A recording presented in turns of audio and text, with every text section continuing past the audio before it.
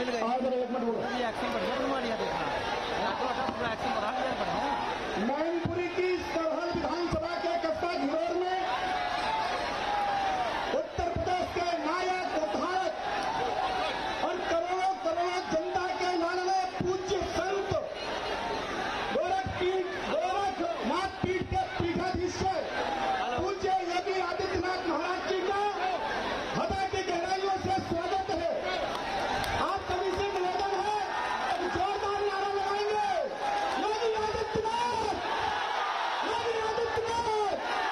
नरेंद्र मोदी, योगी आदित्यनाथ, योगी मोदी, योगी मोदी। पूज्य महाराज जी, हम एक बार करहल विधानसभा को जीत चुके हैं और लोकसभा के चुनाव में जो 6-6 लाख से जीता करते थे उन्हें लाख के भीतर समेट चुके हैं। निश्चित आपके पूज्य चरण कमल इस करहल विधानसभा की धरती पर पड़े हैं। निश्चित ही हम आपके आशीर्वाद से आपका जो कर्तृत्व रहा है 5 वर्ष का, मोदी जी का 7.5 वर्ष का, उसके आधार पर करहल सहित 4 विधानसभाएं जीतेंगे। समाजवादी पार्टी के लोग और उनके गुंडे भाजपा के कार्यकर्ताओं को डराने का प्रयास कर रहे हैं और महाराज जी के रहते किसी को डरने की जरूरत नहीं है।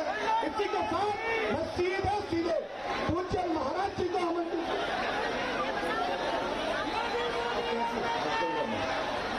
अरे कछु दिना की बात रख ले, अरे कछु दिना की बात रख ले, मारे मारोगे, उत्तर में करोगे, हेरा फेरी, रात में पैसे खेलोगे। अब मैं महाराज जी को आमंत्रित करता हूँ, उत्तर प्रदेश के यशस्वी मुख्यमंत्री आदरणीय योगी आदित्यनाथ जी आए और आप सबको संबोधित करें। माननीय योगी आदित्यनाथ जी।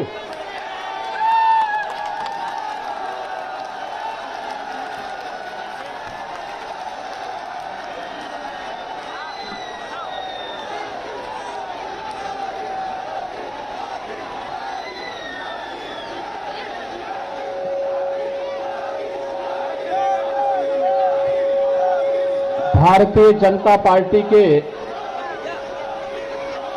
क्षेत्रीय अध्यक्ष श्री रजनीकांत माहेश्वरी जी, जिला के अध्यक्ष श्री प्रदीप सिंह चौहान जी,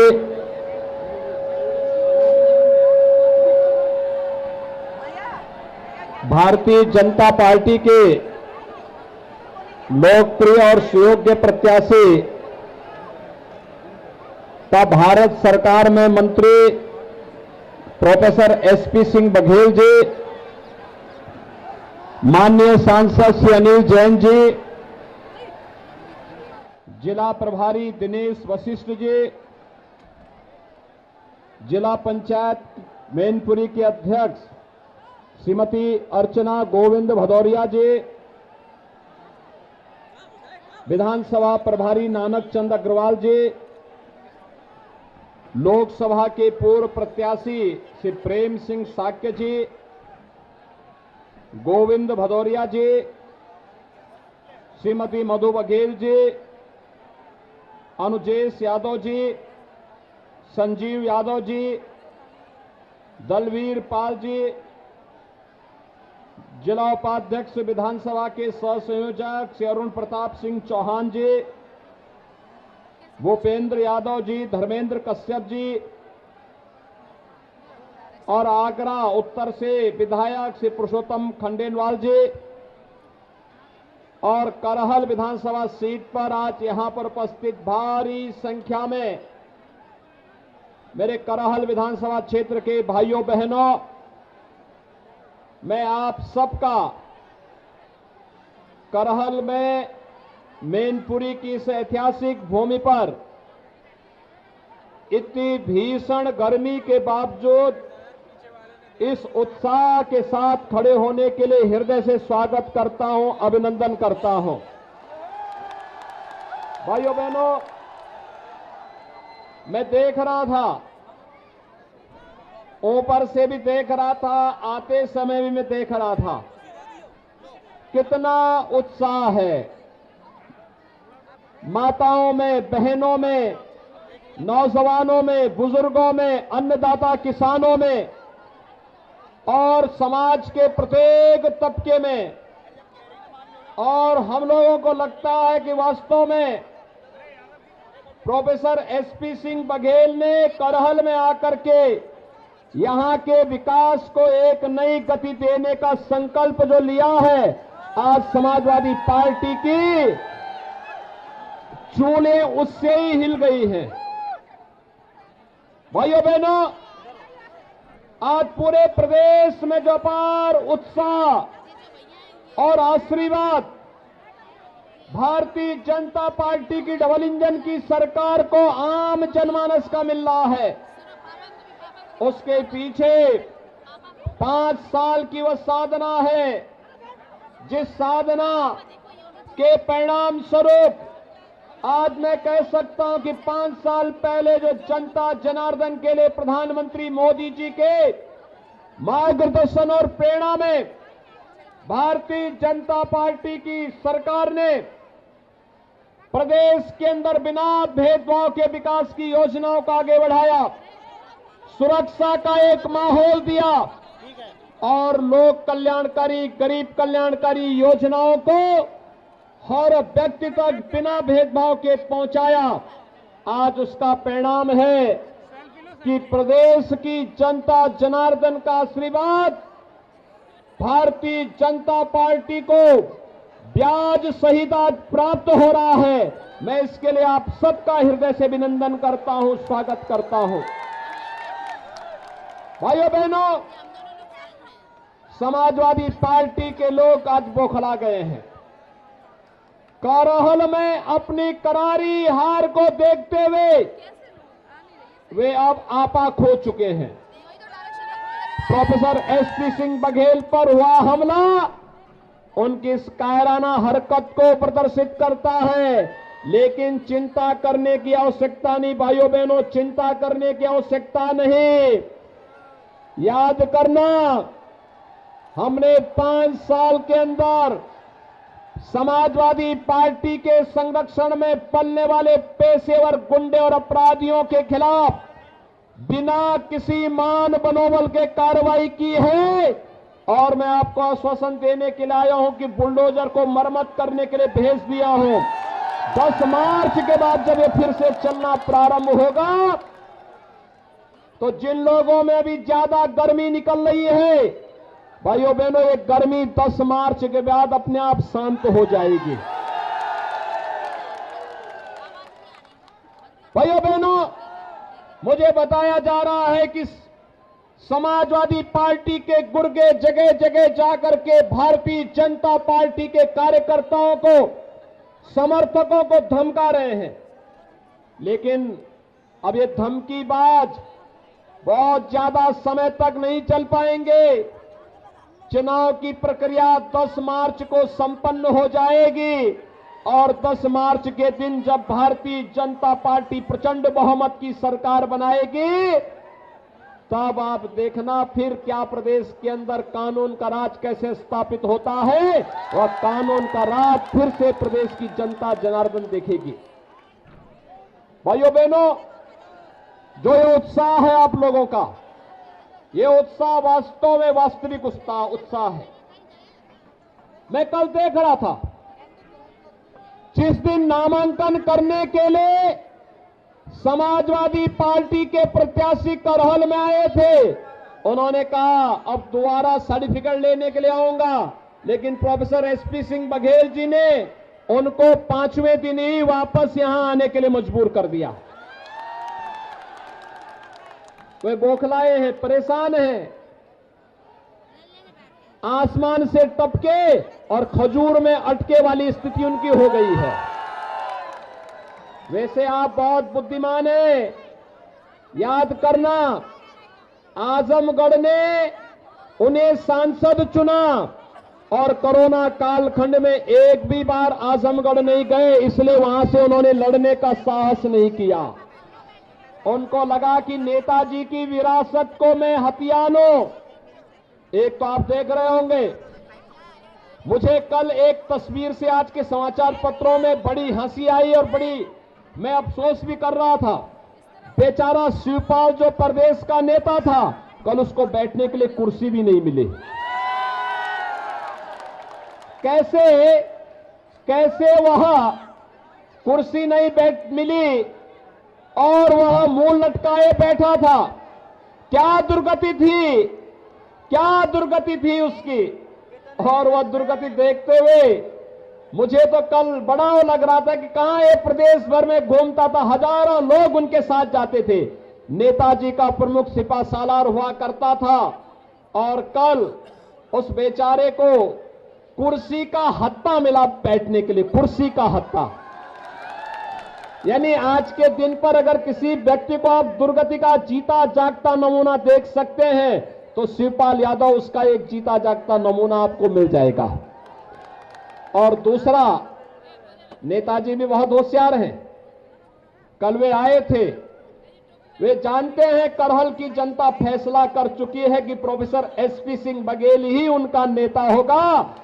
तो नेताजी ने कल यही कहा कि भाई ठीक है, तुम लोग जो चाहो तय कर लो, अपना विधायक चुन लो। दूसरा व्यक्ति बोला जा रहा है कि नाम बोल दीजिए, नाम बोल दीजिए। वो कह रहे कौन लड़ रहा है यहां से सपा का प्रत्याशी, मुझे तो पता ही नहीं है। अब ये दुर्गति हो गई हो कि बाप पुत्र का नाम न जान रहा हो। तो भाइयों बहनों, ये सपा की पूरे प्रदेश के अंदर की दुर्गति को भी प्रदर्शित करता है। और इसीलिए आज मैं आपका आह्वान करने के लिए आया हूं कि भाइयों बहनों, मैनपुरी में पहली बार भारतीय जनता पार्टी 4 की 4 सीटों पर अपनी विजय पताका फहराएगी। मैनपुरी है, करहल है, भोगांव है, किसनी है, चारों पर भारतीय जनता पार्टी जीतेगी। लेकिन इसके लिए हम लोगों को अभी भी निश्चिंत नहीं होना है, क्योंकि जिन लोगों ने प्रदेश को पूरी तरह चर करके बर्बाद करने का कार्य किया हो, जिन लोगों ने करहल को उसकी पहचान दिलाने का नहीं, मैं देख रहा था कितनी गरीबी है, कितनी बदहाल स्थिति है, कितना बेरोजगारी है और किस हद तक जाकर के लोगों का शोषण किया गया है। आज भी करहल जैसे क्षेत्र ने, जिसने प्रदेश को नेतृत्व दिया हो किसी कालखंड में, आज भाइयों बहनों यहां पर तो विकास आसमान छूते हुए दिखाई देना चाहिए था। लेकिन समाजवादी कुनबे को विकास पसंद नहीं, उनके लिए सबका साथ और सिपाही खानदान का मात्र विकास, यही एकमात्र उनका नारा है, बाकी उनका कोई नारा नहीं। आपने देखा होगा उनकी संवेदना कभी गरीबों के प्रति नहीं थी, गांव के विकास के प्रति नहीं थी, नौजवान के रोजगार के लिए नहीं थी, अन्नदाता किसान की खुशहाली के लिए भी नहीं थी। उनकी संवेदना तो आतंकवादियों के प्रति थी। याद करिए, समाजवादी पार्टी में जो आज समाजवादी पार्टी के प्रत्याशी हैं, आपके इस सीट पर चुनाव लड़ रहे हैं, याद करिए 2012 में जब वो मुख्यमंत्री बने थे, उन्होंने पहला फैसला क्या लिया था? पहला फैसला था अयोध्या में राम जन्मभूमि पर आतंकी हमला करने वाले आतंकवादियों के मुकदमों को वापस लेने का। उनका पहला फैसला था काशी में संकट मोचन मंदिर पर आतंकी हमला करने वाले आतंकवादियों के मुकदमों को वापस लेने का, कचहरियों पर हमला करने वाले आतंकवादियों के मुकदमों को वापस लेने का था।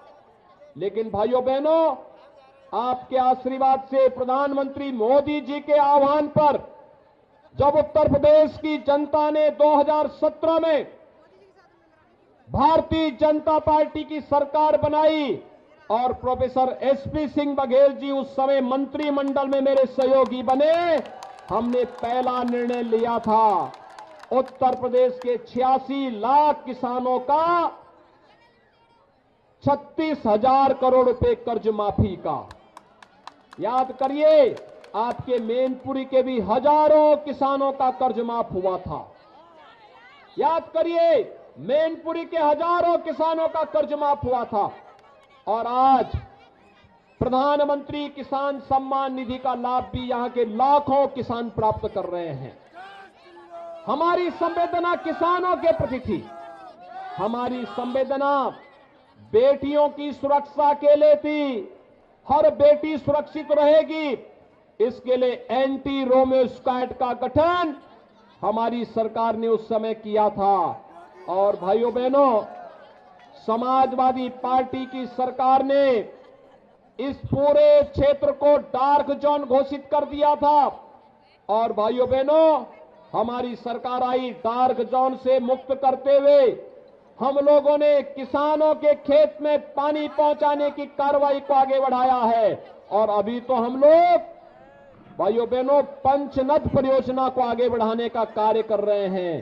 पंचनद की परियोजना आगे बढ़ेगी, मैनपुरी के हर घर में शुद्ध पेयजल, घर घर घर नल की योजना पहुंचाने का काम भी हम लोग करने जा रहे हैं। भाइयों बहनों, विकास की अपनी एक सोच होती है, विकास की अपनी एक सोच होती है। आज उत्तर प्रदेश तेजी के साथ आगे बढ़ता हुआ दिखाई दे रहा है।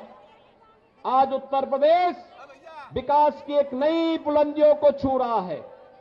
आज उत्तर प्रदेश के अंदर व्यापारी सुरक्षित है। हमारे नौजवान के भविष्य के साथ कोई खिलवाड़ नहीं कर सकता, बहन बेटियों की इज्जत के साथ कोई खिलवाड़ नहीं कर सकता, बात बात को लेके कोई दंगा फसाद नहीं कर सकता। आज उत्तर प्रदेश के अंदर कर्फ्यू नहीं लगता। आज तो भाइयों बहनों व्यापारियों पर कोई बमबाजी भी नहीं कर सकता। आज उत्तर प्रदेश के अंदर कर्फ्यू का स्थान कांवड़ यात्रा ने ले लिया है और बमबाजी का स्थान आज जब कांवड़ यात्री हर हर बम बम का नारा लगाते हुए चलता है, उत्तर प्रदेश की नई पहचान बन गया है। भाइयों बहनों, पहले मुख्यमंत्री बनते थे, मंत्री बनते थे, अपना स्वयं का बंगला बनाते थे। मैं पूछना चाहता हूं, समाजवादी पार्टी से मैं पूछना चाहता हूं कि 4 बार प्रदेश के अंदर उन्हें सरकार बनाने का अवसर प्राप्त हुआ। इन 4 बारों में उनकी उपलब्धि क्या है? उन्होंने अपराधियों के खिलाफ कार्रवाई नहीं की, लेकिन राम भक्तों पर गोलियां जरूर चलाई थी। अयोध्या में राम भक्तों पर गोलियां जरूर चलाई थी। 4 बार उन्हें प्रदेश में सत्ता चलाने का अवसर प्राप्त हुआ, लेकिन गरीबों के मकान नहीं बन पाए थे। भाइयों बहनों, 5 साल में भारतीय जनता पार्टी की डबल इंजन की सरकार ने 43,50,000 गरीबों को एक एक मकान उपलब्ध करवाया है। 43,50,000 गरीबों को। आज प्रदेश विकास की नई बुलंदियों को छूता हुआ आगे बढ़ रहा है। हर जनपद में एक मेडिकल कॉलेज स्थापना की कार्रवाई आगे बढ़ रही है। कनेक्टिविटी बेहतर हो रही है। और भाइयों बहनों, उत्तर प्रदेश के नौजवानों को रोजगार मिल रहा है। अन्नदाता किसानों को पूरा सम्मान मिल रहा है। बेटियां अपने आप को सुरक्षित महसूस कर रही हैं और नए भारत के नए उत्तर प्रदेश को आज दुनिया निहारने के लिए आती है। भाइयों बहनों, पहले केवल सफाई महोत्सव होता था, न उसमें राग था, न रंग था, न भाव थी, न भाषा थी। किसी को पता ही नहीं था क्या हो रहा है। आज तो भाइयों बहनों, हमारी पौराणिक और पुरातन पहचान को लेकर के प्रदेश में महोत्सव होते हैं। अयोध्या में दीपोत्सव का आयोजन होता है, जो दीपावली के साथ पूरी दुनिया को जोड़ता है। और मथुरा वृंदावन में रंगोत्सव का कार्यक्रम होता है। पूरी दुनिया मथुरा और भगवान कृष्ण के रंग के साथ अपने आप को जोड़ करके एक आत्मीयता का एहसास करती है। काशी में देव दीपावली का आयोजन होता है। पूरी दुनिया भगवान शिव के साथ सीधे सीधे जुड़ती है। भव्य कुंभ और दिव्य कुंभ का आयोजन होता है। और भाइयों बहनों, यही नहीं, मैं आपको यह भी एहसास कराने के लिए आया हूं। 2017 में हम लोग आए थे, हम लोगों ने कहा था कि रामलला हम आएंगे, मंदिर वहीं बनाएंगे। आज तो अयोध्या में राम मंदिर का निर्माण प्रारंभ हो गया है ना। हमने जो कहा वो काम कर दिया है ना। अब तो कोई संदेह नहीं है ना। अयोध्या में राम मंदिर निर्माण में अब कोई संदेह रह गया है क्या? क्या ये काम समाजवादी पार्टी कराती क्या? क्या ये काम कांग्रेस या बहुजन समाजवादी पार्टी कराती? भाइयों बहनों, हमने जो कहा वो करके दिखा दिया। अयोध्या में 500 वर्षों के बाद न जाने हमारी कितनी पीढ़ियां चली गई, न जाने कितनी पीढ़ी चली गई, उनके मन में एक ही टीस रहा करती थी, काश अपने प्रभु राम का मंदिर बनते हुए हम भी देख पाते। काश हमारे प्रभु राम का भव्य मंदिर बन गया होता। लेकिन भाइयों बहनों, डबल इंजन की सरकार का यही लाभ है। आज अयोध्या में प्रधानमंत्री मोदी जी ने कोरोना भी प्रधानमंत्री जी का मार्ग नहीं रोक पाया, राम मंदिर के मार्ग को नहीं रोक पाया। जिसने पूरी दुनिया के मार्ग को रोका है, वह कोरोना भी राम मंदिर के निर्माण के मार्ग को नहीं रोक पाया। 5 अगस्त 2020 को प्रधानमंत्री मोदी जी ने अयोध्या में श्री राम मंदिर के भव्य मंदिर निर्माण का कार्य शुभारंभ कर दिया है और 2023 तक अयोध्या में भगवान राम का भव्य मंदिर बनेगा, रामलला विराजमान होंगे। तो भाइयों बहनों, ये राम मंदिर भारत का राष्ट्र मंदिर होगा, राष्ट्र मंदिर। भाइयों बहनों, काशी में काशी विश्वनाथ धाम और मथुरा वृंदावन में ब्रज तीर्थ विकास परिषद के माध्यम से भी विकास एक नई ऊंचाइयों को पहुंचाने का कार्य हो रहा है। और आज भाइयों बहनों, मैं आपको यही कहने के लिए आया हूं, वर्तमान में पूरी दुनिया कोरोना महामारी की चपेट में है। कोरोना में फ्री में टेस्ट, फ्री में उपचार, फ्री में वैक्सीन भी मिला कि नहीं मिला है? कितने लोगों ने वैक्सीन लिया है? सड़क के उस पार कितने लोगों ने लिया है वैक्सीन? थोड़ा हाथ खड़ा करके बोलो भाई। देखो, मेरी सभा में डरने की आवश्यकता नहीं। वैसे भी आप तो बहादुर हैं, आप तो बड़े बहादुर हैं। आप तो अन्याय अत्याचार के खिलाफ लड़े हैं और आज तो मैं स्वयं ही यहां पर आया हूं आपके बीच में। आज कोई आपका बाल बांका नहीं कर पाएगा। कितने लोगों ने वैक्सीन ली है? दोनों हाथ ईमानदारी से खड़ा करके थोड़ा मुझे बताइए। भाइयों बहनों, मैं आप सबका अभिनंदन करता हूं। देखो ना, यहां पे समाजवादी पार्टी के जो प्रत्याशी हैं, स्वघोषित प्रत्याशी हैं, उन्होंने कहा था कि वैक्सीन नहीं लेंगे। आप सोचिए, अगर ये वैक्सीन नहीं लेते तो कोरोना महामारी हमें छोड़ती क्या?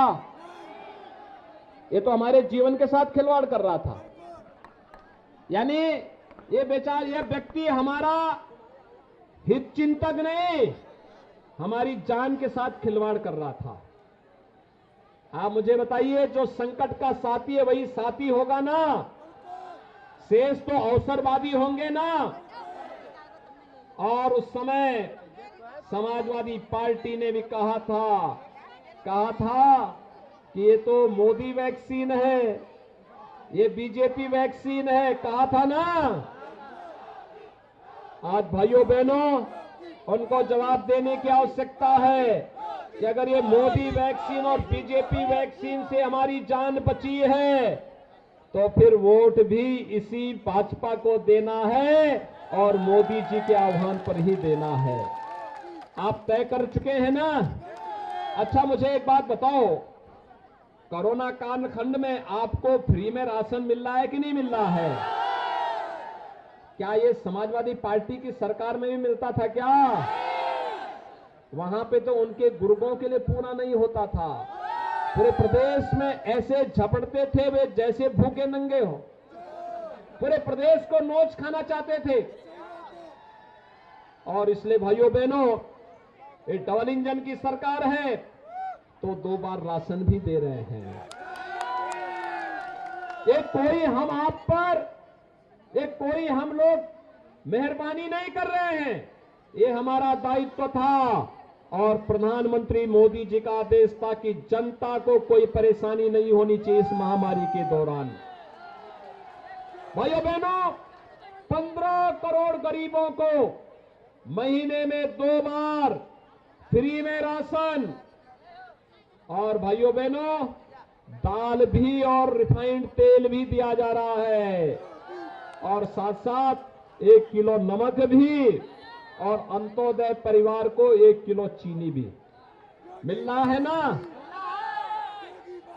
भाइयों बहनों, मैं आपको एक बात और बताना चाहता हूं। समाजवादी पार्टी ने कभी अपनी संवेदना गरीब के प्रति व्यक्त नहीं की। इनके शासन काल में गरीब भूखों मरता था और अन्नदाता किसान आत्महत्या करने के लिए मजबूर होता था। आज मैं कह सकता हूं, जब 5 साल का कार्यकाल भारतीय जनता पार्टी की डबल इंजन की सरकार का पूरा होने जा रहा है, आज मैं कह सकता हूं कि हमारे यहां कोई गरीब भूखों नहीं मर सकता है और कोई अन्नदाता किसान पैसे के अभाव में आत्महत्या नहीं करेगा, क्योंकि हम तो प्रदेश के अंदर 2 करोड़ 54 लाख किसानों को प्रधानमंत्री किसान सम्मान निधि में सालाना 6,000 रुपए उनके खाते में डाल रहे हैं। और यही नहीं, वृद्धजनों के लिए, विधवा महिलाओं के लिए, दिव्यांग जनों को भी 12,000 रुपए सालाना पेंशन की सुविधा उपलब्ध करवा रहे हैं। 12,000 रुपए सालाना। 1 करोड़ ऐसे परिवार हैं जिनको 12,000 रुपए सालाना पेंशन दे रहे हैं। और भाइयों बहनों, हमने एक और निर्णय लिया है। इस सिपाही खानदान कभी चाहता ही नहीं था कि किसी और का विकास हो। मैं भी परसों सिरसागंज गया था। एसपी सिंह बघेल जी का वो कार्य क्षेत्र रहा है। श्री हरिओम यादव वहां चुनाव लड़ रहे हैं, तो हरिओम यादव को समाजवादी पार्टी ने बिना किसी वजह के निकाल दिया। तो हरिओम यादव को भारतीय जनता पार्टी ने सपोर्ट किया, और ऐसे ही बड़ी सभा हरिओम यादव जी के समर्थन में थी। और हरिओम यादव ने उस दिन यही कहा, मैंने हरिओम यादव से यही पूछा, मुझे कहा ये तो बताओ कि भाई आपको क्यों निकाल दिया। उन्होंने कहा इस सिपाही खानदान चाहता ही नहीं कि कोई जनाधार वाला कोई यादव उनके साथ रहे, और इसलिए उन्होंने मुझे बाहर कर दिया। लेकिन आप चिंता मत करिए, उन्होंने कहा मुझे उस दिन, कहा फिरोजाबाद में 5 सीट है, सिरसागंज तो डंके की चोट पर जीतेंगे। उन्होंने कहा कि सिरसागंज से हरिओम यादव, करहल से प्रोफेसर एसपी सिंह बघेल और मैनपुरी से ठाकुर जयवीर सिंह, ये तीनों जब मिल जाएंगे तो फिरोजाबाद और मैनपुरी की भी सभी 9 की 9 सीट भारतीय जनता पार्टी की झोली में होंगे। तो मैंने कहा, उन्होंने कहा देखिए सिपाही खानदान का तो एक ही नारा है, सबका साथ लेकिन सिपाही खानदान का विकास। नौकरी निकलती थी नौजवानों के लिए, और चाचा और भतीजा वसूली के लिए निकल पड़ते थे। किसी नौजवान को बिना पैसे के नौकरी देते थे क्या ये लोग? हमारे नौजवानों के भविष्य के साथ खिलवाड़ करते थे। और अभी तो इन्होंने इतना बड़ा अनर्थ किया, हम लोग प्रदेश के 1 करोड़ नौजवान को टैबलेट और स्मार्टफोन दे रहे थे। इन्होंने चुनाव आयोग को शिकायत कर दी, जबकि पहले से चली आ रही योजना थी। 6 महीने पहले हमने योजना लॉन्च कर दी थी। कोरोना के कारण इतना प्रोडक्शन नहीं हो पा रहा था, और जब प्रोडक्शन आ रहा था हम उसी ढंग से वितरित कर रहे थे। हम लोगों ने भी तय किया है कि इन्होंने अगर विरोध किया है, अभी तो 1 करोड़ नौजवानों को दे रहे हैं टैबलेट और स्मार्टफोन। भाइयों बहनों, 10 मार्च को भारतीय जनता पार्टी की सरकार बनने दीजिए। 2 करोड़ युवाओं को टैबलेट और स्मार्टफोन हम प्रदेश के अंदर उपलब्ध करवाएंगे। 2 करोड़ युवाओं को। और यही नहीं, माता पिता के ऊपर इसका बोझ नहीं आने देंगे। डिजिटल एक्सेस जो भी होगा वह प्रदेश सरकार स्वयं वहन करेगी। उत्तर प्रदेश का नौजवान ऑनलाइन एजुकेशन, ऑनलाइन एग्जामिनेशन और कंपटीशन की तैयारी भी अपना टैबलेट और स्मार्टफोन से ही करके देश के अंदर प्रतियोगी परीक्षाओं में पहला स्थान प्राप्त करेगा। भाइयों बहनों, आज मैं आपके पास एक बार फिर ये कहने के लिए आया हूं, बेझिझक अपना वोट भारतीय जनता पार्टी के चुनाव चिन्ह कमल के फूल पर दीजिए। घबराने की आवश्यकता नहीं है।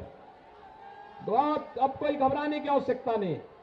हमने इतना तय कर लिया है, प्रदेश का एक जगह का गुंडा दूसरे जगह जाने की स्थिति में नहीं है। आज के दिन पर कुछ लोग जेल में चले गए थे, जेल के बाद बेल लेकर के बाहर आए होंगे और अभी 2-3 महीने के लिए अब चुनाव की घोषणा हुई, थोड़ा इस समय रेंगते हुए दिखाई दे रहे हैं। भाइयों बहनों, इनका रेंगना 10 मार्च के बाद भी बंद हो जाएगा। घबराने की आवश्यकता नहीं, क्योंकि हम तो तय कर चुके हैं। हम तय कर चुके हैं, उत्तर प्रदेश के नौजवानों के भविष्य के साथ खिलवाड़ नहीं होने देंगे। उत्तर प्रदेश की पहचान को नहीं मिटने देंगे और उत्तर प्रदेश के अन्नदाता किसान को भी परेशान नहीं होने देंगे और अपनी बहन बेटियों की इज्जत के साथ भी किसी को खिलवाड़ नहीं करने देंगे। सफाई खानदान के लिए अपना कुनबा ही पूरा प्रदेश होगा, लेकिन मेरे लिए तो पूरा प्रदेश ही परिवार है और इसलिए पूरे प्रदेश के हित के बारे में हम लोग सोचते हैं। इसीलिए प्रधानमंत्री जी ने मंत्र दिया, सबका साथ सबका विकास, और सबका साथ और सबके विकास के लिए हम लोगों ने तय किया है, एक हाथ पर विकास की छड़ी और दूसरे हाथ पर बुलडोजर का स्टीयरिंग लेकर के पूरे प्रदेश के अंदर हम लोग घूमेंगे।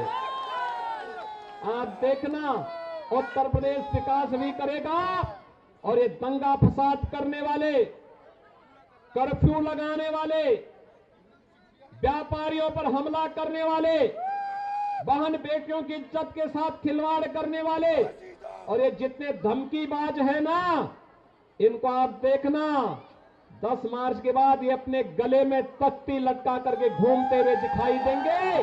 और वही आह्वान करने के लिए मैं आया हूं, बेझिझक वोट दीजिए। आपके उत्साह को देख करके मैं कह सकता हूं, प्रोफेसर एसपी सिंह बघेल का चुनाव भारतीय जनता पार्टी ने बहुत महत्वपूर्ण तरीके से किया है। और भाइयों बहनों, आप उनको चुनाव जिता करके भेजे। करहल को एक बार फिर से मथुरा वृंदावन बनाने का काम अगर कोई करेगा तो भाइयों बहनों वह एसपी सिंह बघेल के नेतृत्व में होगा। और यही आह्वान करने के लिए आज मैं आपके पास आया हूं। चुनाव के दिन पहले मतदान, यानी 20 तारीख को चुनाव होने हैं परसों। आज चुनाव प्रचार का अंतिम दिन है। पहला काम मतदान का, डरिए मत, बेझिझक जाइए। जो उत्साह आपने दिखाया है करहल के प्रति और मैनपुरी के प्रति, मैं उसका आह्वान करने के लिए आया हूं। ये जो गुंडे अपराधी अभी हमला करके अपना कायराना हरकतों का कर रहे हैं ना, इनका तो बहुत अच्छा उपचार है हमारे पास, बहुत अच्छा उपचार है। ऐसे धमकीबाज पश्चिम में भी पैदा होते थे, केराना और कांदला में भी। और आपने देखा होगा कि आज कांदला और केराना के अपराधी गले में तख्ती लगा कर भीख मांगते हैं, कहते हैं साहब एक बार जान बकस दो, बस हम सब्जी बेचकर अपना काम कर लेंगे, ठेला लगा करके अपना काम कर लेंगे, लेकिन हम किसी को छेड़ेंगे नहीं, किसी व्यापारी को पलायन नहीं करने देंगे अब। और भाइयों बहनों, मैं यही कहने के लिए आया हूं, बेझिझक आप वोटिंग करिए, डरिए मत। अपना चुनाव बूथ पर जाइए। हर एक मतदाता को पहला काम मतदान का और फिर जलपान का। पहला काम मतदान, सभी लोग सहमत हैं? कमल चुनाव चिन्ह पर प्रोफेसर एसपी सिंह बघेल जी को चुनाव जिता करके भेजेंगे। मैं आश्वस्त होकर के जाऊं, मजबूती के साथ सभी लोग सड़क के उस पार भी मेरे साथ दोनों हाथ ला करके बोलेंगे, भारत माता की, भारत माता की, भारत माता की।